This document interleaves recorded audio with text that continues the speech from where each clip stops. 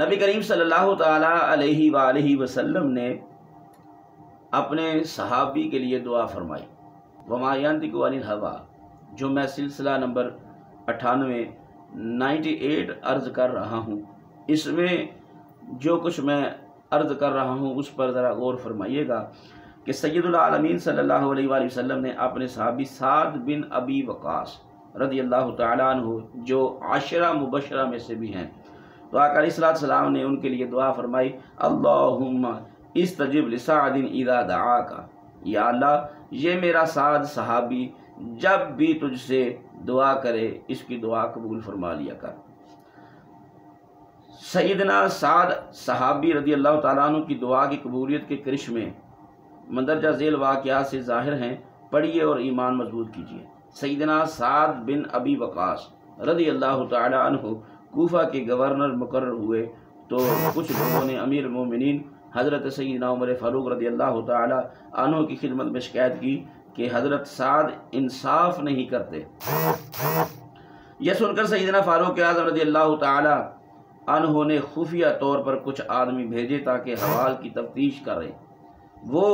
خفیہ والے گئے اور کوفہ کی مسجدوں میں پھرتے نمازیوں سے پوچھتے تو وہ کہتے حضرت سعد بہت اچھے ہیں، لیکن ایک مسجد میں گئے تو ایک شخص ابو سعد نامی سے ملاقات ہوئی، اس سے پوچھا گیا تو اس نے کہا اگر تم ہم سے قسم دے کر پوچھتے ہو تو سنو، حضرت سعد رضی اللہ تعالیٰ عنہ انصاف نہیں کرتے، یہ مال کی صحیح تقسیم نہیں کرتے، خود جنگوں میں شریک نہیں ہوتے۔ اور جب یہ بات سیدنا سعد صحابی تک پہنچی تو آپ نے یوں دعا کی، یا اللہ اگر یہ ابو سعدہ جھوٹا ہے تو اس کی عمر لمبی کر دے اور اس کی تنگ دستی بڑھا دے اور اس کو فتنوں میں مبتلا کر دے۔ تو وہ شخص ابو سعدہ بہت بوڑھا ہو گیا، اس کے بھویں جو تھیں، یہ جو بھویں ہیں آنکھوں پر ڈھلک رہی تھیں، اتنا بوڑھا ہو گیا کہ ان کی آنکھیں ڈھلک پڑی اور وہ نہایت تنگ دست اور کنگال ہو گیا، گلیوں میں مانگتا پھرتا اور اس بڑھاپے میں وہ نوجوان لڑکیوں کو آنکھیں مارتا اور ان سے چھیڑ چھاڑ کرتا، اور جب اس سے کوئی پوچھتا تجھے کیا ہوا تو وہ جواب دیتا کہ میں کہتا ہوں مجھے حضرت سعد صحابی کی دعا لگی ہے، بوڑھا اور کنگال ہو گیا ہوں اور فتنوں میں پھنس چکا ہوں۔ دیکھیے میرے آقا کریم صلی اللہ تعالیٰ علیہ وسلم نے دعا فرمائی، یہ ایسی زبان ترجمان سے دعا نکلی کہ حضرت سعد بن وقاص جو دعا کرتے ہیں اللہ تبارک و تعالیٰ اس کو پورا فرما دیتا ہے۔ ایک عورت حضرت سعد صحابی کو جھانکا کرتی تھی، آپ اس کو منع فرماتے مگر وہ باز نہ آتی۔ ایک دن اس نے جھانکا تو آپ کی زبان سے یہ دعا نکلی، تیرا چہرہ بگڑ جائے،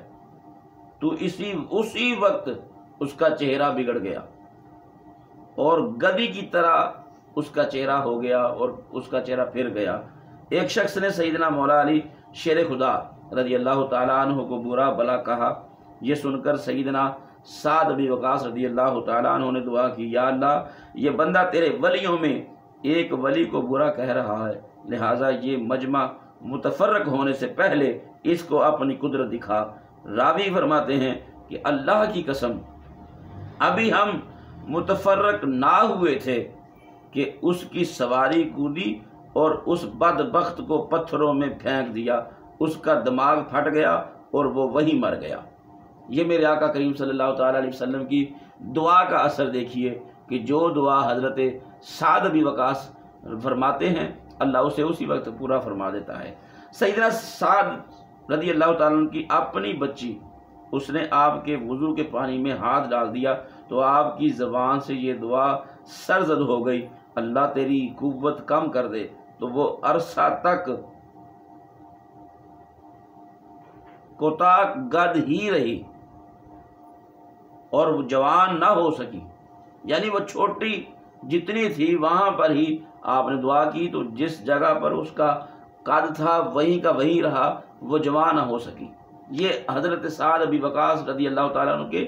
زبان ترجمان سے سرزد ہو گئی۔ آپ نے دل سے یہ دعا نہیں کی تھی لیکن دعا کا اثر دیکھیے، میرے آقا کریم صلی اللہ علیہ وسلم کی دعا کا یہ اثر ہے کہ جو زبان سے نکلتا ہے اللہ پورا کر دیتا ہے۔ دوستان محترم، حضرت سیدنا سعد رضی اللہ تعالیٰ عنہ جا رہے تھے کہ ایک شخص ایسے شخص پر گزر ہوا جو کہ سیدنا حیدر کرار، سیدنا طلحہ، سیدنا زبیر رضی اللہ تعالیٰ عنہم کی شان میں نازیبہ الفاظ کہہ رہا تھا۔ یہ سن کر سیدنا سعد رضی اللہ تعالیٰ عنہ نے فرمایا، ارے تو ایسے لوگوں کو برا کہہ رہا ہے جن کے متعلق اللہ تعالیٰ کی طرف سے خیر کا وعدہ آ چکا ہے، لہٰذا یا تو اس بدگوئی سے باز آ جا یا میں تیرے خلاف دعا کرتا ہوں۔ یہ سن کر اس نے کہا، آپ مجھے یوں ڈراتے ہیں جیسے آپ نبی ہیں۔ یہ سن کر سیدنا سعد رضی اللہ تعالیٰ عنہ نے دعا کی، یا اللہ یہ تیرے دوستوں کی شان میں بدگوئی کر رہا ہے، یا اللہ آج کے دن اس کو اس کی سزا دے دے۔ اسی وقت ایک بختی اونٹ آیا اور وہ لوگوں کو چیرتا ہوا آگے بڑھا اور اس بد نصیب انسان کو روند ڈالا اور مار کر بھاگ گیا۔ اس پر لوگ حضرت سعد رضی اللہ تعالیٰ کے پیچھے پیچھے کہتے جا رہے تھے کہ اے ابو اسحاق، اللہ تعالیٰ نے آپ کی دعا قبول فرما لی ہے، اور یہ اسی دعا کا نتیجہ ہے کہ حبیب خدا نے حضرت سعد کے حق میں دعا فرمائی، اللہم استجب سعدا اذا دعاک، یا اللہ یہ میرا سعد جو دعا کرے اسے پورا کر۔ حضرت سیدنا سعد رضی اللہ تعالیٰ عنہ لشکر کو لے کر دریائے دجلہ عبور کرنا چاہتے تھے، اور کشتیاں ساری کی ساری دشمن نے قبضہ میں کر رکھی تھی، اور پھر دریا میں طغیانی بھی آ گئی تھی، حتیٰ کہ سیاہ جھاگ چڑھ آئی تو آپ نے لشکر کو فرمایا، میں نے دریا عبور کرنے کا عزم کر لیا ہے، لہذا آؤ میرے پیچھے گھوڑے دریا میں ڈال دو اور پڑھتے چلو، نستعین باللہ ونتوکل علیہ حسبنا اللہ ونعم الوکیل ولا حول ولا قوۃ الا باللہ العلی العظیم۔ یہ پڑھتے ہوئے سارا لشکر پانی کے اوپر خرامہ آپس میں گفتگو کرتے جا رہے ہیں، اور جب فارسیوں نے یہ منظر دیکھا تو وہ یہ کہتے ہوئے بھاگ کھڑے ہوئے کہ یہ جن ہیں، انسان نہیں، اور ان ایرانیوں کا بہت سا مال ہاتھ لگا۔ نیز جب دریا کے دوسرے کنارے پہنچے تو آپ نے پوچھا، کسی کا کوئی نقصان تو نہیں ہوا؟ ایک لشکری نے عرض کیا، میرا پیالہ کاٹھی کے ساتھ بندھا ہوا تھا، رسی بوسیدہ تھی، موجوں کے تھپیڑے لگ گئے اور لگ کر رسی ٹوٹ گئی اور پیالہ دریا برد ہو گیا، تو آپ کی دعا سے وہ پیالہ بھی دریا نے کنارے پر ڈال دیا۔ یہ حضرت سعد رضی اللہ تعالیٰ عنہ جو عشرہ مبشرہ صحابہ میں سے ہیں، ان کی دعا میں یہ اثر ہے کہ اللہ تبارک و تعالیٰ نے محبوب علیہ الصلوۃ والسلام کی دعا سے ان کو ایسا مقام عطا کیا کہ اگر وہ دعا کرتے ہیں تو سمندر بھی کھوئی ہوئی چیز کو واپس کر دیتا ہے۔ سبحان اللہ۔ مردان جیسا انسان بھی جانتا تھا کہ رسول اکرم نور مجسم رحمت عالم صلی اللہ علیہ وآلہ وسلم کی دعا سے حضرت سعد رضی اللہ تعالیٰ عنہ بھی مستجاب الدعوات ہو چکے ہیں۔ چنانچہ علامہ نبہانی نے تحریر فرمایا کہ ایک دن مروان بیٹھا ڈھینگے مار رہا تھا